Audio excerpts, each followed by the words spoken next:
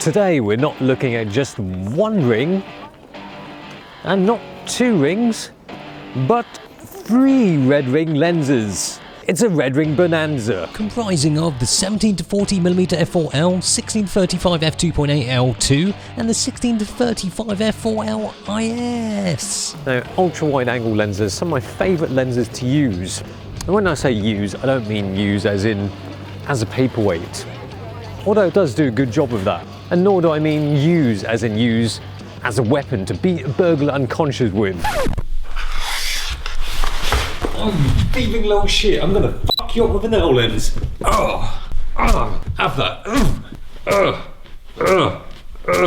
The great thing about these lenses is that they're not just wide standards, they go wider. Wider still. And then ultra wide. And the tough thing is that there are 3 11 ultra wide angle zoom lenses to choose from. And that's why Nicholas Scobo emailed us to ask us to compare these 3 lenses. So here we go.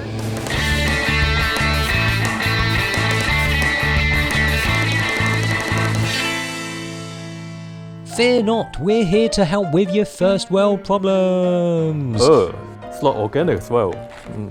Maybe not.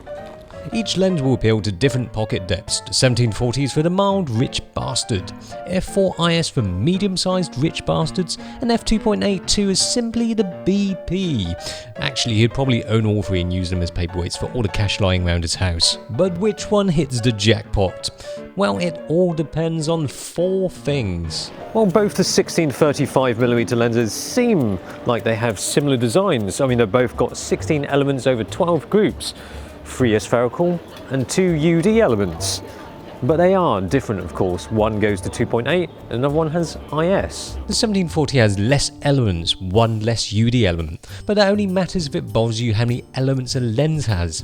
There are only a few things that you really need to know about the design. There are 3 very important design elements with these lenses. Number 1, the red ring. It gives you about 4 extra stops of extra bragging rights. Number 2, the front element doesn't extend in or out, so it doesn't protrude from the front of the lens. And number 3, with a ceiling. Yep, that rubber ring is useful for something. Let me show you how. Okay, been saving up. Oh, the wind's blowing everywhere. Wow, this one just keeps coming. Oh, a little bit more. Nope. The winner? Well, they're all Charlie Sheen without the penchant for hookers and drugs. All winning, you can't go wrong with the design and ergonomics of any of these. Ooh, the f2.8 performs amazingly, the focus is quick, images look sweet. The 16-35mm f2.8 II is a fantastic lens, but it is much more expensive, and I don't know if you can justify the price of that over the f4. The best performing lens is not the most expensive, but the cheapest, because it does exactly the same as the others for much, much less.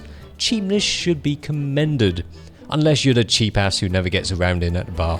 But if we're talking about value, then the 17-40mm f4 is it.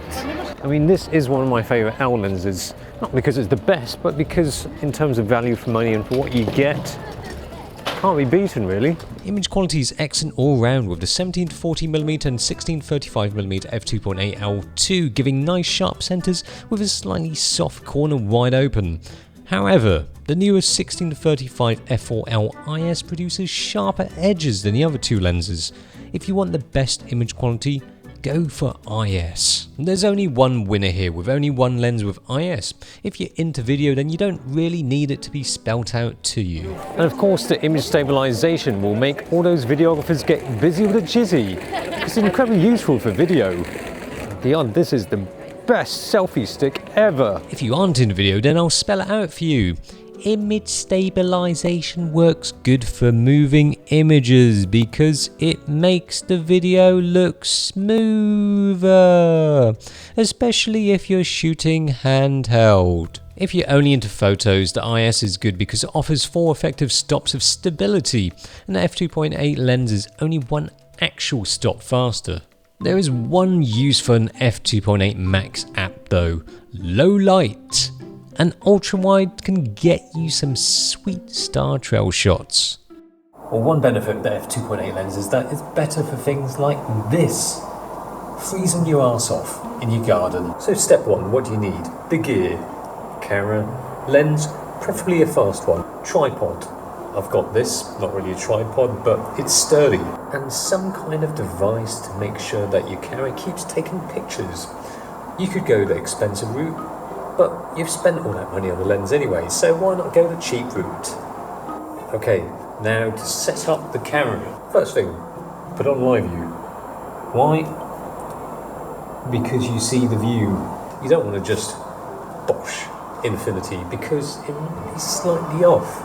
Check the live view, get the focus right, make sure it's on manual focus, and then the shutter speed, 30th of a second.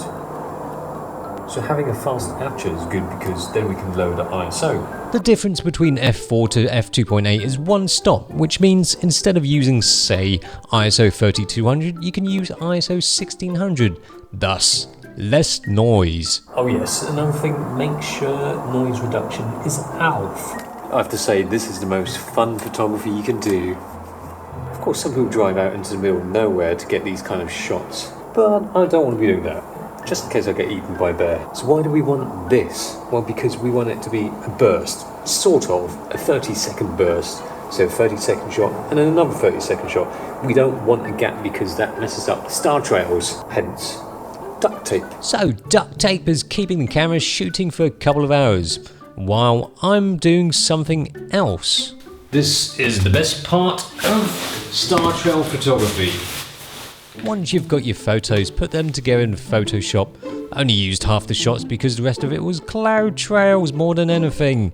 Then seeing as you're in Photoshop, you can Photoshop the Rocky Mountains into your shot, or the Millennium Falcon. Enter it into a Nikon photo competition and hopefully win some prizes. Now, if I were to pick an ultra-wide angle zoom for the Canon a few years ago, it would most definitely be the 1740mm f4 because it's fun. At moderate apertures, it's as good as the 1635 2.8, but best of all, it's cheap.